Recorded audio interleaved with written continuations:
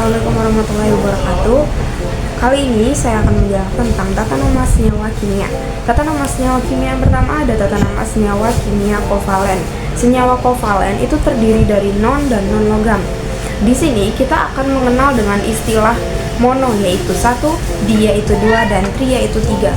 Dilihat tabel untuk yang disebut mono di tri. Nah, tabelnya kira-kira kayak gitu. Itu wajib banget dihafalin dari mono sampai yang nomor 10. Di sini kata mono tidak boleh diletakkan di depan suatu unsur ya. Contoh itu ada CO. C itu kan karbon, O itu oksigen. Nah, kata mono tidak boleh diletakkan di depan. Nah, contohnya itu ada unsur C dan O. Di sini nggak ada angkanya. Untuk C itu cuma bernilai 1 dan O juga nilainya 1. Berarti disebutnya mono. Nah, mono tidak boleh disebut di depan. Contoh, C itu kan karbon, O itu oksigen. Karbon itu nggak boleh disebut di depan dengan monokarbon, karena mono tidak boleh diletakkan di depan. Jadinya langsung ditulis karbon. Di tulisan karbon dan O ini, kalau misalnya karbonnya itu ada 2 selain mono, dia boleh ditaruh di depan. Misalnya di situ ada C2O, berarti karbonnya itu kan ada 2. Nah, di situ boleh ditulis di karbon. Nah, karena tulisannya cuma CO, di karbonnya itu nggak ada angka, berarti dia cuma bernilai 1, itu cukup disebut dengan karbon. Nah, dilihat yang O-nya di situ juga cuma 1. Nah, untuk kata mono itu bisa diletak. Untuk kata mono di belakang dia bisa ditulis, yaitu bisa ditulis kata mono bisa ditulis di bagian belakang, tapi nggak buat di bagian depan. Jadi ini C sama O kan sama-sama nilainya 1, berarti sama-sama mono. Nah, tadi udah dijelasin untuk kata mono di karbon itu nggak boleh ditulis monokarbon, nggak boleh. Jadi langsung ditulis karbon aja. Dan O-nya oksigen itu juga cuma 1, bernilainya 1, berarti mono juga boleh ditulis. Jadinya karbon monooksida. Jadi di tata nama senyawa kovalen, unsur di belakang itu harus ada kata idenya. Contohnya tadi oksigen nggak boleh ditulis tadi karbon monooksigen, nggak boleh. Jadi kalau di tata nama senyawa kovalen ditulisnya pakai ida, diganti ida. Gennya itu diganti ida, jadi jadinya disebut karbon monooksida. Itu untuk nota yang kedua. Buat contoh yang kedua itu ada P2O5, di mana P itu adalah fosfor dan O adalah oksigen. Nah, di situ fosfornya ada 2 ya, berarti itu kalau 2 itu disebut di. Nah, di tri dan lain-lainnya selain mono itu boleh ditulis di depan. Nah, jadi di sini P2O5 itu disebut di fosfor pentaoksida karena 5 itu penta. Jadi itu tadi penjelasan tentang senyawa tata nama senyawa kovalen ya, wajib banget dihafalin buat mono, di tri dan kawan-kawannya sampai 10 itu wajib dihafalin. Ya, untuk pembahasan yang kedua, aku mau ngejelasin tentang tata nama senyawa garam. Jadi senyawa garam itu terdiri dari kation dan anion. Nah, kation dan anion ini ada hafalannya ya, ada sebuah daftar tabel kation anion, itu bisa dilihat di gambar. Kira-kira tabelnya seperti itu. Nah, di sini aku langsung ngasih contoh buat senyawa garamnya. Itu aku ngasih contoh Na+ dan SO42-. Nah, jadi contoh yang Na+ SO42- itu sama aja kayak logam. Jadi yang positif itu unsurnya logam, kalau yang negatif anion tadi unsurnya itu non logam.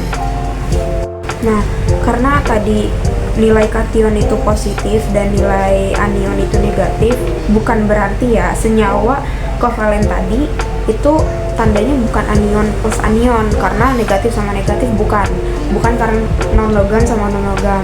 Jadi beda anion sama yang tadi senyawa kovalen itu beda. Nah, bedanya itu kalau kovalen tadi gabungan antara non dan non. Tapi kalau misalnya ini di senyawa garam, di anion ini itu ada yang namanya muatan. Jadi anion itu punya muatannya sendiri. Beda sama yang di kovalen tadi, yang non sama non, itu beda. Di Na+ ini itu disebut natrium, dan SO4 ini disebutnya sulfat ya. Nah, gabungan antara natrium sama sulfat itu kan jadinya natrium sulfat. Nah, itu yang ngebedain antara senyawa garam sama senyawa kovalen. Mereka kalau senyawa kovalen tadi kan bisa dipisah namanya, tapi kalau senyawa garam itu jadi satu. Jadi Na plus SO4 2-min itu disebut natrium sulfat kayak gitu. Nah, di sini kenapa SO itu kan tadi disebutnya sulfat ya, kenapa enggak sulfat oksigen atau sulfat oksida kayak gitu? Itu beda, itu yang membedain antara senyawa garam dan senyawa kovalen. Jadi SO4 2-min ini satu kesatuan ya, dibacanya nggak boleh beda, jadi tetap sulfat. Nah, NO plus dan SO4 2-min itu jadinya gabungan, disebutnya natrium sulfat. Sekarang kita membahas caranya mencari senyawa dari nilai Na plus dan SO4 2-min yang tadi ya. Nah, cara nyari senyawa itu caranya dikali silang, bisa dilihat contohnya yang di gambar atas. Nah, dikali silang gitu pokoknya. Untuk hasilnya jadinya Na2SO4. Jadi SO4 itu kan sama aja 1 ya nilainya. Nah, jika dia nilainya 1 itu nggak perlu ditulis atau dikurung, nggak perlu, karena dia nilainya 1. Kecuali kalau nilainya dia 1 ke atas, 2, 3, dan seterusnya, itu baru dikurung terus dikasih angkanya di atas ya, kayak di gambar. Nah, itu tadi cara nyari senyawa. Jadi hasilnya N2SO4 ya. SO4 nya nilainya 1, tapi dia nggak ditulis karena emang nilainya 1 itu di sini nggak perlu ditulis, jadi ditutup kurung, habis itu ditulis tuh nggak perlu. Nah, kenapa Na2 nya tadi, natrium 2 nya itu nggak ditulis pakai di kayak tadi di awal ada monoditri, kenapa yang ini nggak ditulis di natrium? Nah, jadi di senyawa garam ini nggak perlu atau nggak butuh yang namanya monoditri. Monoditri itu cuma dipakai di senyawa kovalen. Jadi di sini itu kan mereka gabungan, makanya kenapa nggak pakai monoditri gitu. Jadi bisa langsung disebut aja Na plus SO4 2-min itu langsung disebut natrium sulfat gitu, nggak perlu di natrium ataupun di sulfida gitu, nggak. Dia beda dengan senyawa kovalen tadi. Jadi itu di sini tuh perbedaan antara senyawa kovalen dan senyawa garam itu di monoditri tadi. Monoditri itu cuma dipakai di senyawa kovalen, tapi emang harus dihafal ya, bukan berarti mau pakai senyawa garam tapi nggak hafal monoditri, itu nggak. Pokoknya monoditri harus dihafalin, sama kalau bisa tabel yang tadi yang tentang kation anion juga dihafalin, bagian kation anionnya juga harus hafal gitu. Nah, jadi itu tadi tuh penjelasan singkat tentang senyawa garam yang Na buat contohnya itu Na plus SO4 2-min-nya itu tadi. Terus yang Na plus, pokoknya yang positif itu namanya kation, dan yang muatannya negatif itu disebutnya anion. Dan mereka punya tabelnya masing-masing. Dan di sini itu mereka namanya nggak pisah. Kayak SO2 nih, SO2 kenapa nggak disebut sulfat dan oksigen? Enggak. SO di sini di senyawa garam ini mereka tetap dibacanya 1 karena SO-nya ini ada barengannya sama Na. Jadi langsung natrium sulfat kayak gitu. Nggak pisah kayak di senyawa kovalen tadi.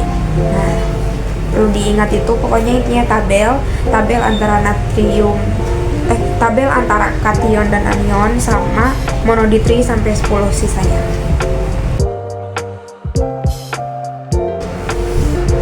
Nah, jadi yang ketiga ini aku bakal ngebahas senyawa yang ketiga, yaitu senyawa asam. Tadi kita udah bahas senyawa kovalen, senyawa garam, yang ketiga ini kita bahas senyawa asam.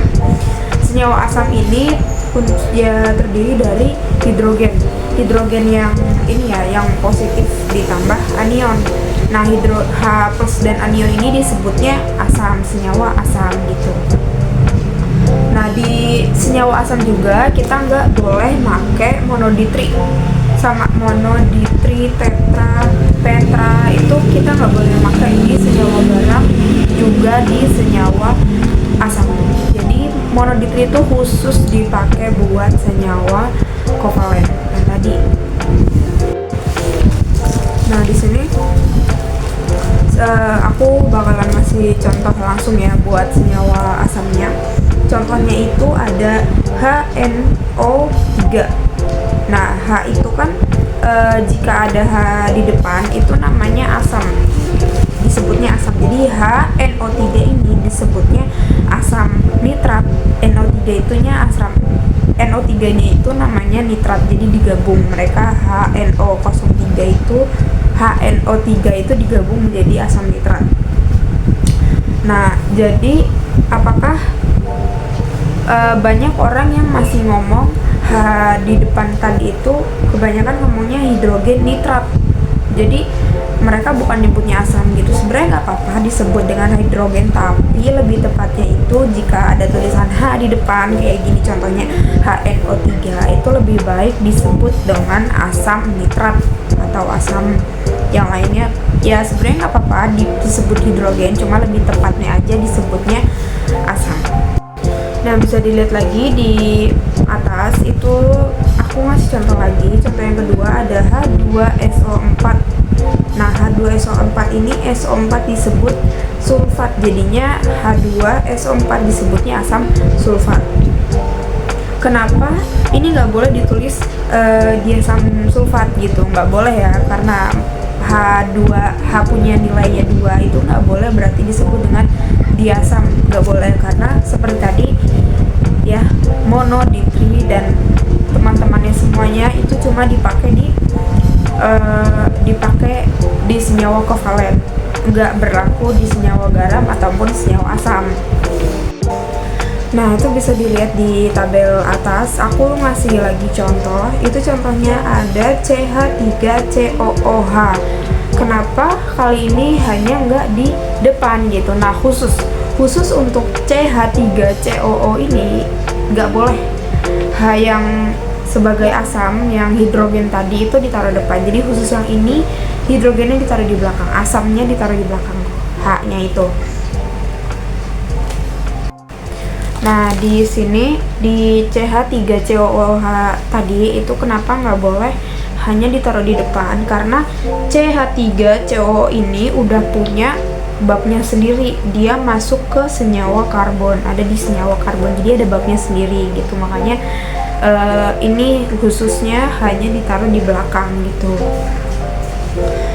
Dan di CH3COO ini ada sendiri kok hafalannya di kation dan anion, bisa dilihat di tabel awal yang aku pernah ngasih, yang udah aku taruh di video itu ada tabelnya, dan di situ juga ada bagian CH3COO nya juga di hafalan kation anionnya. Nah, yang CH3COO ini disebutnya asetat, jadi asamnya tetap di depan, cuma kalau buat penulisan unsurnya itu hanya di belakang, tapi dibaca tetap asam asetat gitu. Nah, sebenarnya ada juga yang modelan CH3COO. Nah, H-nya ini diganti Na. Itu ada, cuma emang bukan, dia nggak masuk dalam senyawa asam, dia masuknya senyawa garam ya tadi, karena natrium, karena Na. Jadi hanya itu diganti Na, namanya jadinya natrium asetat. Tapi kalau tadi pakai H kan namanya asam asetat. Nah, kalau misalnya diganti Na itu jadi namanya natrium asetat, karena ya dia masuk ke senyawa garam karena tadi natrium ya Na. Bisa dilihat lagi, aku ngasih contoh di atas. Itu contohnya ada HClO3. Itu Cl itu apa sih? ClO3 tadi itu dia ada di dalam daftar anion ya, ada di dalam daftar anion namanya klorat, disebut klorat. Nah, jadi gimana kita caranya bisa tahu ini tuh klorat, ini tuh hidrogen, ini tuh asam nitrat, atau dia tuh fosfor? Makanya kita harus menghafal tabel kation anion. Itu sebenarnya harus ya dihafalin, karena itu berguna banget sampai di kelas 12. Itu dasarnya, bisa disebut dasarnya kimia, dasarnya di dalam tata nama senyawa kimia ini kita harus menghafal tabel kation dan anion tadi, termasuk juga monoditri juga kita harus hafal biar nggak perlu lihat-lihat lagi gitu kalau ujian, karena emang kayak gini harus sudah hafal ya buat nama-namanya gitu. Nah, kalau H yang kayak gitu tetap disebut ini ya, asam. Jadi tadi kan ClO3 itu namanya klorat, jadi HClO3 disebutnya asam klorat. Nah, bisa dilihat lagi di atas, aku ngasih contoh lagi. Nah, contohnya itu H2SO3. Nah, di sini aku mau ngejelasin apa sih bedanya SO3 sama SO4. Nah, bisa dilihat di contoh yang sebelumnya itu kan ada H2SO4 gitu. Di sini juga aku ngasih contoh lagi H2SO3. Bedanya itu kalau O-nya lebih banyak, dia diakhiri dengan kata at. Tapi kalau O-nya itu lebih dikit, lebih kecil, itu bisa diakhiri dengan kata it. Kayak tadi contoh sebelumnya H2SO4, dia disebutnya asam sulfat, diakhiri dengan kata at. Nah, sedangkan di sini di H2SO3 ini diakhiri dengan kata asam sulfit it, karena dia O-nya itu lebih sedikit gitu.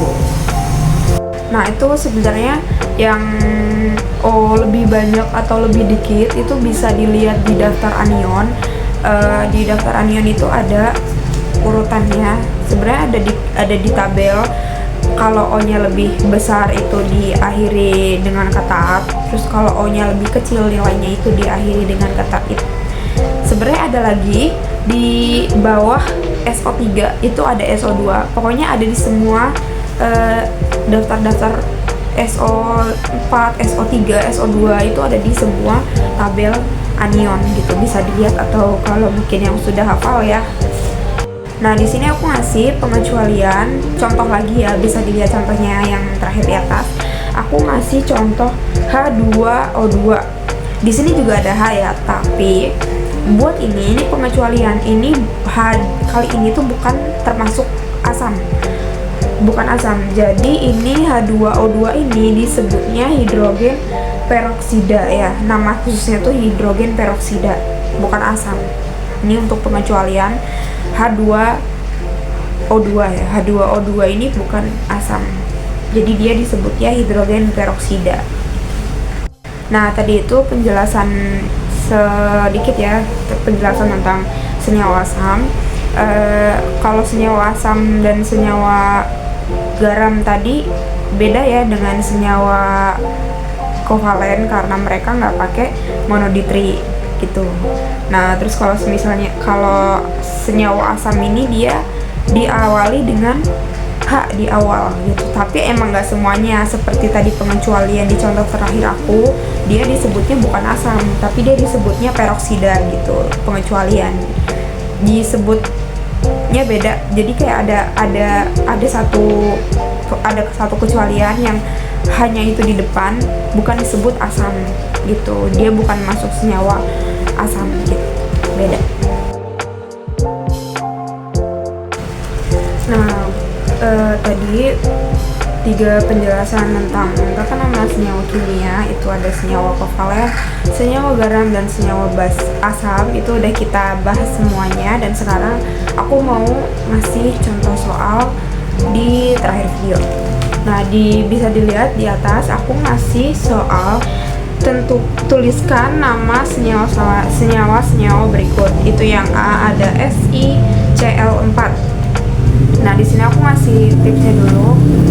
Kita cara buat gampang ngerjainnya, kuncinya itu 2. Kita harus hafal ini ya, namanya bahasa Yunani yang disebut indeks. Bisa dilihat contohnya lagi ya, yang tadi mono, ditri, tetra, pentra, dan seterusnya, itu wajib dihafalin. Terus yang kedua, kita juga wajib hafal kita wajib hafal tabel yang berisi kation juga anion, daftar-daftarnya kation anion ya, kita harus wajib juga hafalin itu. Pokoknya 2 itu wajib kita hafalin biar setiap ada soal tentang tata nama senyawa kimia itu kita gampang kerjainnya gitu. Bisa lihat, balik ke contoh soal yang tadi, itu ada A SiCl4. Nah, Si ini silikon ya, Si ini silikon. Nah, terus di oh iya, sebelumnya aku mau kasih tahu di sini di soal yang pertama ya, dari A sampai H itu dia non logam semua unsurnya, jadi dia masih masuk ke senyawa kovalen ya, karena dia non logam semua. Kalau diperhatiin dari yang A sampai yang H belum ada yang logamnya, unsur logamnya belum ada, jadi mereka masih non logam semua di soalnya. Nah, yang pertama itu tadi Si itu silikon, Cl itu klorin, Cl itu klorin. Nah, di sini Si-nya seperti masih sama ya rumusnya, masih sama rumusnya.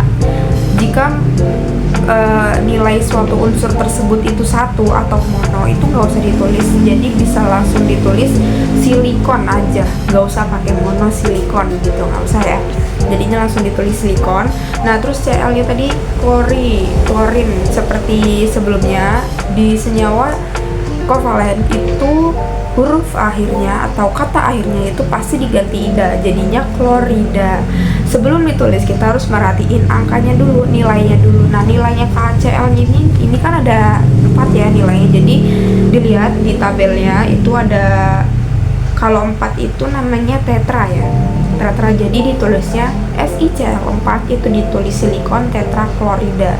Sama juga yang B, dilihat lagi itu soalnya ada Cl2O.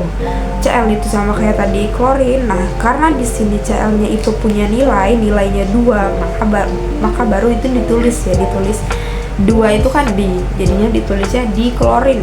Di depan bukan pakai ida lagi, tapi balik ke tetap nama aslinya, nggak diganti ida. Yang diganti ida itu khusus di belakang katanya aja gitu. Ini berlaku di senyawa kovalen. Nah, itu yang B, jadi disebutnya diklorin ya, karena dia punya nilainya 2 dan dia juga di awal, bukan di klorida, bukan, dia diklorin. Dan yang terakhir itu O, itu jelas oksigen, oksigennya itu diganti lagi jadinya namanya ida ya.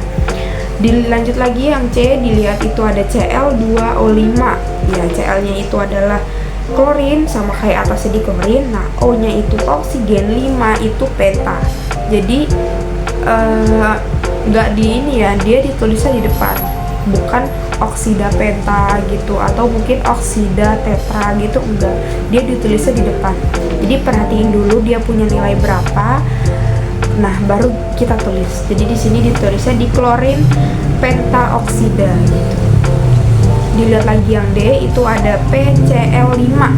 P itu disebutnya fosforus ya, P itu fosforus, karena dia nggak ada nama, jadi kita nggak perlu nulis mono ya. Oh iya. Nah, jadinya ditulisnya fosforus pentaklorida gitu. Cl-nya itu klorin dan ada dia punya nilai 5, jadinya pentaklorida gitu. Nah, sebelumnya aku mau balik lagi di soal yang B. Nah, itu kan buat akhirannya, buat O itu dia kan nggak punya nilai, sebenarnya dia punya nilai 1, tapi ada beberapa buku yang ditulis di buku tersebut sebenarnya buat di akhir kata itu nggak perlu ditulis mono kalau dia nilainya cuma 1 gitu. Jadi di situ aku langsung nulis oksida, karena emang beberapa buku itu, beberapa pendapat ya, mono itu dipakai di CO doang, di karbon oksigen gitu. Terus di pokoknya nggak semuanya, malah kadang-kadang kebanyakan nggak ada yang dipakai. Mono itu nggak dipakai di beberapa unsur gitu, di belakang unsur ya. Kalau di depan kan wajib nggak dipakai gitu. Jadi mono tuh emang jarang banget dipakai. Mungkin lebih sering dipakai di CO ya, di karbon oksigen gitu. Nah, kita bahas soal yang E. Yang E itu ada SCl6. S itu belerang ya, Cl-nya itu klorin, sama aja. S-nya itu nggak ada nilai, jadi langsung disebut belerang, karena emang mono nggak boleh ya ditulis di depan, ingat, pokoknya harus diingat itu. Nah, jadi langsung ditulis aja belerang heksaklorida, karena 6 itu bahasa indeksnya 6 itu heksa ya, heksaklorida. Jangan lupa di belakangnya diganti ida dan seterusnya sampai yang H. C-nya itu untuk yang F itu tetap belerang, O-nya oksigen, untuk yang G juga C-nya itu karbon, B-nya itu bromida. Tuh. Yang Cl-nya juga untuk yang H itu namanya klorin, terus ditambah yang F juga, F itu fluorin. karena emang dia di belakang digantinya Ida dan juga dia punya nilai 3 jadinya trifluorida. Iya. Nah, oke, segitu aja video dari penjelasan aku tentang tata nama senyawa kimia. Buat latihan soalnya nggak terlalu banyak karena aku belum nyari buat soal-soal yang lain gitu ya. Aku masih pelajarin juga cara ngerjain soal yang mulai makin rumit gitu, dari yang soal dasar sampai soal yang paling rumit. Mohon maaf apabila ada salah kata, salah penjelasan, atau salah materi, karena kita sama-sama belajar. Sekian, wassalamualaikum warahmatullahi wabarakatuh.